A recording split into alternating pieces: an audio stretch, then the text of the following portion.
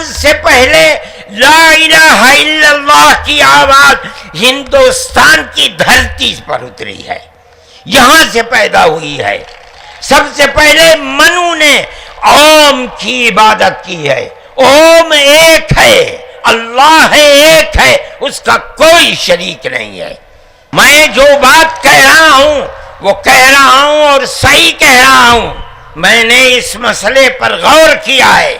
میں یہ کہتا ہوں مسلمانوں کو یہ بات سمجھنی چاہیے، اور یہ دھرم گرو بیٹھے ہیں ان کو بھی یہ بات سمجھنی چاہیے کہ جس طرح اللہ نے سب سے آخری نبی حضرت محمد صلی اللہ علیہ وسلم کو عرب کی سرزمین میں بھیجا ہے، اس کی حکمت ہے، وہ اگر چاہتا امریکہ میں بھیج دیتا، وہ اگر چاہتا ان کو افریقہ میں اتارتا، وہ اگر چاہتا سوئٹزرلینڈ میں اتارتا، وہ اگر چاہتا دنیا کے کسی ملک کے اندر اتارتا، لیکن اس کی حکمت کہ اس نے سب سے آخری نبی، نبیوں کے سردار کو اگر اتارا تو عرب کی سرزمین میں اتارا۔ بالکل اسی طرح مسلمان اور ساری دنیا سمجھے کہ بالکل اسی طرح نبی اول الزمان کو، حضرت آدم کو جو نبی تھے، سب سے پہلے ان کو بھارت کی دھرتی کے اندر اتارا۔ اگر وہ چاہتا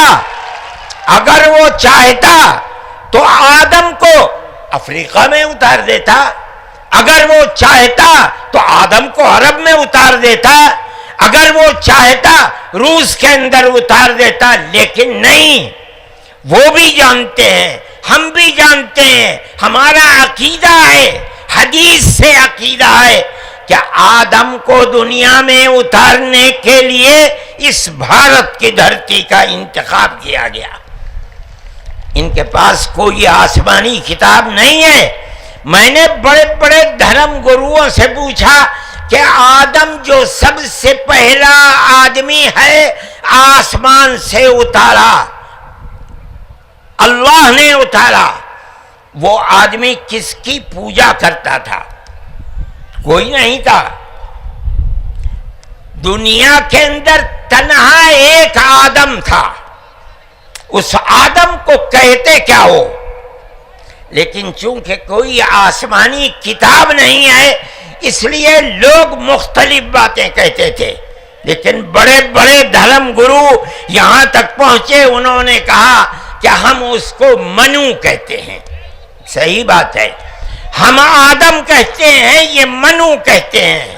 ہم آدم کی اولاد کو آدمی کہتے ہیں، انگریزی بولنے والے ایڈم کہتے ہیں، فارسی اور عربی بولنے والے آدم کہتے ہیں، اور یہ اس کو منو کہتے ہیں جو اس بھارت کی دھرتی کے اوپر اترا۔ ہم آدم کی اولاد کو آدمی کہتے ہیں اور یہ منو کی اولاد کو منش کہتے ہیں۔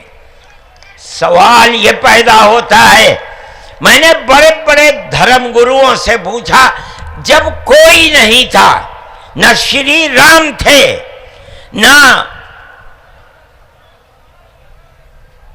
برہما تھے، نہ شیو تھے، جب کوئی نہیں تھا تو سوال پیدا ہوتا ہے کہ منو پوجتے کس کو تھے؟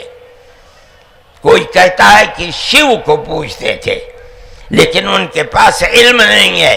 بہت کم لوگ یہ بتاتے ہیں کہ منو کچھ نہیں تھا دنیا میں، وہ اوم کو پوجتے تھے۔ میں نے کہا اوم کون ہے؟ بہت سے لوگوں نے کہا کہ وہ ایک ہوا ہے جن کا کوئی روپ نہیں ہے، کوئی رنگ نہیں ہے، وہ دنیا میں ہر جگہ ہے، ہوا ہر جگہ ہے۔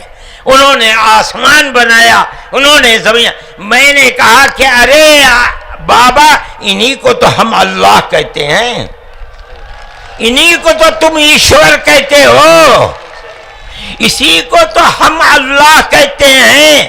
فارسی بولنے والے خدا کہتے ہیں، انگریزی بولنے والے گاڈ کہتے ہیں۔ اس کا مطلب یہ ہے کہ منو ایک اللہ، منو یعنی آدم، ایک اوم یعنی ایک اللہ کو پوجتے تھے۔ یہ ہمارے ملک کی تاریخ ہے، یہ دنیا کے دھرموں کی تاریخ ہے۔ کوئی ثابت نہیں کر سکتا کہ اوم یعنی آدم اللہ کو چھوڑ کر جس اللہ نے اپنے ہمارے عقیدے کے مطابق ان کے پتلے کو پہلے دھرتی کو پیدا کیا، دھرتی میں مٹی پیدا کی، اور جتنے رنگ اور جتنی طرح کی مٹی تھی سب مٹی میں سے تھوڑا تھوڑا لے کر اللہ نے یعنی اوم نے اپنے ہاتھ سے آدم یعنی منو کے پتلے کو بنایا۔ اسی لیے حدیث میں آتا ہے کہ جتنی طرح کی جتنے رنگ کی مٹی تھی آدم کی اولاد، منو کی اولاد، منش کی اولاد اتنے ہی طرح اتنے ہی رنگ کی بدلی۔ کوئی مٹی سخت ہے، آدمی کے دل کے اندر سختی ہے، کوئی مٹی نرم ہے، جیسی مٹی تھی ویسا ہی اثر آدم یعنی منو کی اولاد کے اندر پایا جاتا ہے۔ یہ ہمارے اس دھرم کی خصوصیت ہے۔ اس کا مطلب ہے کہ سب سے پہلے لا الہ الا اللہ کی آواز ہندوستان کی دھرتی پر اتری ہے، یہاں سے پیدا ہوئی ہے۔ سب سے پہلے منو نے اوم کی عبادت کی ہے۔ اوم ایک ہے، اللہ ہے، ایک ہے، اس کا کوئی شریک نہیں ہے۔ پھر یہ چیز چلتی رہی۔ یہ آدم اور اوم کا یہی عقیدہ تھا، ان سے غلطی ہو گئی۔ ہمارا قرآن کہتا ہے وہ پریشان تھے کہ میں اپنے اللہ سے یعنی اوم سے منو سے جو غلطی ہوئی ہے اپنے اوم اور اپنے اللہ سے معاف کیسے کراؤں۔ قرآن کہتا ہے اللہ نے ان کے دل کے اندر ڈالا، فَتَلَقَّى آدَمُ مِن رَبِّهِ كَلِمَاتٍ فَتَابَ عَلَيْهِ۔ وہ بات کیا تھی؟ قرآن کہتا ہے ربنا ظلمنا انفسنا وَإِن لَّمْ تَغْفِرْ لَنَا وَتَرْحَمْنَا لَنَكُونَنَّ مِنَ الْخَاسِرِينَ۔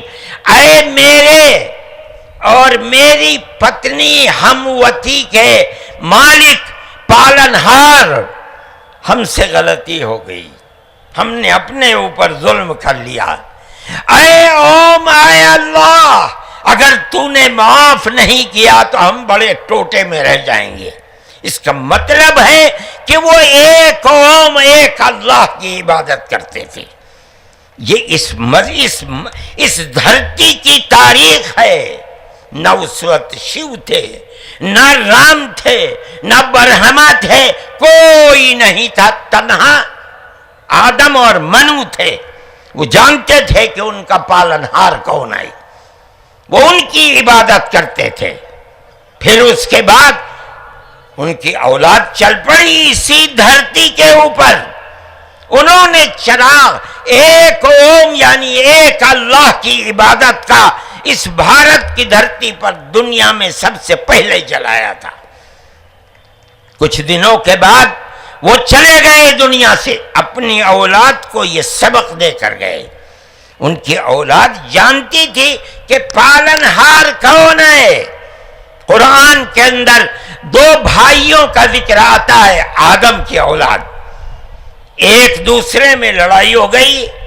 ایک نے کہا لاقتلنک، میں تجھے جان سے مار کر ہی دم لوں گا۔ یہ دنیا کے اندر ہمارے آقا حضرت محمد صلی اللہ علیہ وسلم فرماتے یہ دنیا میں سب سے پہلا قتل ہے۔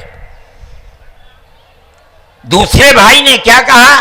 لئن بسطت الی یدک لتقتلنی ما انا بباسط یدی الیک لاقتلک۔ اے بھائی، اگر تو مجھے قتل کرے گا، ہاتھ بڑھائے گا، میں تو تجھے قتل کرنے کے لیے ہاتھ نہیں اٹھاؤں گا۔ کیوں؟ کہتا انی اخاف اللہ رب العالمین، میں اس اللہ سے، اس اوم سے جو سارے جہان کا پالنہار ہے، مجھے تو ڈر لگتا ہے۔ یہ کس نے بتایا کہ اللہ ہے اوم اور وہ ساری جہان کا پالنہار. یہ وہی ہے جو باپ نے بتایا تھا، منو نے بتایا تھا، آدم نے سکھلایا تھا. آدم اس دنیا سے چلے گئے، 10 20 25 50 100 پیڑھیوں کے بعد اولاد بھول گئی سبق، دائیں بائیں ہونے. اللہ نے دوسرا نبی بھیج دیا. کس کو؟ حضرت شیس کو بھیجا. دنیا کہتی ہے کہ ان کی قبر اجودھیا کے اندر موجود ہے. انہوں نے چراغ جلایا، اپنا کوئی چراغ نہیں، وہی چراغ جو باپ نے جلایا تھا. کیا؟ اللہ ایک ہے، اوم ایک ہے، اس کے سوا کسی کی عبادت نہیں. وہ بھی چلے گئے دنیا سے 10 20 25 50 پیڑھیوں کے بعد، وہ بھی دائیں بائیں ہوئے. اللہ نے تیسرا نبی بھیج دیا حضرت ادریس کو. انہوں نے کیا بتایا؟ اپنا کوئی چراغ نہیں، دین کا وہی چراغ ہے جو آدم نے اس دھرتی کے اوپر جلایا تھا. کیا؟ اللہ ایک ہے، کوئی اس کا شریک نہیں. کچھ دنوں کے بعد وہ بھی ختم ہو گئے. پھر چلتے چلتے پھر اولاد دائیں بائیں ہونے لگی. اللہ نے چوتھا نبی بھیج دیا. وہ کون؟ حضرت نوح.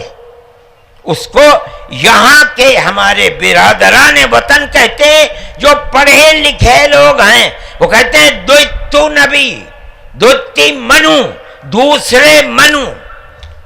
کیا مطلب؟ انہوں نے 950 سال وہی چراغ جلایا جو پردادا نے جلایا تھا، منو نے اس دھرتی کے اندر جلایا تھا، مگر لوگوں نے مانا نہیں. بددعا کی انہوں نے. ساری دنیا میں طوفان آیا اور ساری دنیا ڈوب کر مر گئی.